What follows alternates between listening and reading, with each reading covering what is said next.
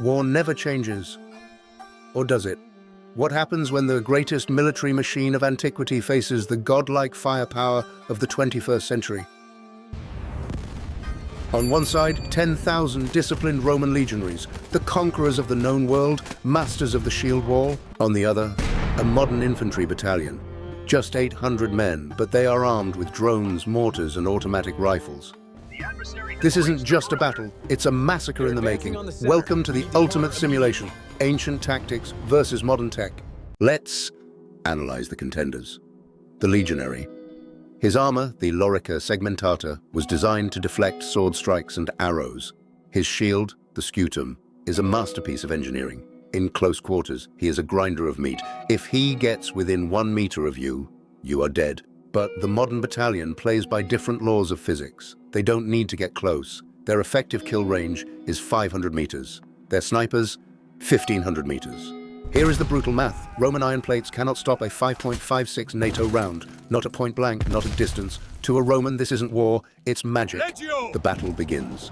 The Romans advance in a tight formation. They see the enemy far in the distance, a tiny line of soldiers. They feel confident, 10,000 against 800. But the modern commander doesn't wait. He authorizes indirect fire, 120mm mortars.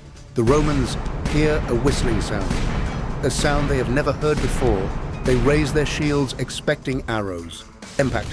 The first shell lands. It's not an arrow. It's shock and awe. The shield wall is useless against high explosive fragmentation. Confusion. Panic. Their gods are raining fire on them. The formation breaks. Gaps appear in the lines, but the discipline hold for now. Advance, commands the centurion. Close the distance.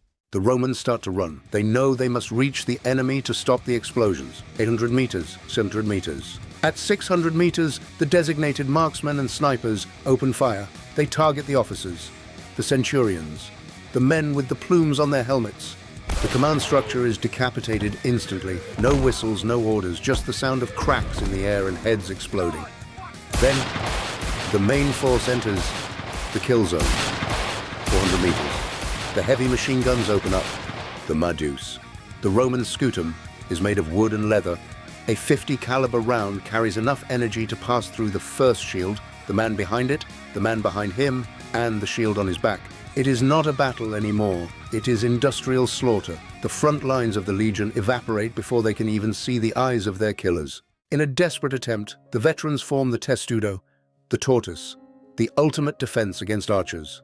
But against 40mm grenades, the tortoise is just a target.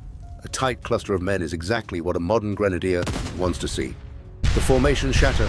The legionaries are brave, but bravery doesn't stop shrapnel. They are fighting ghosts. They realize the horror. They cannot strike back. Their javelins have a range of 30 meters. They are dying 300 meters away from the enemy. The guns go silent. The smoke clears. Let's look at the verdict.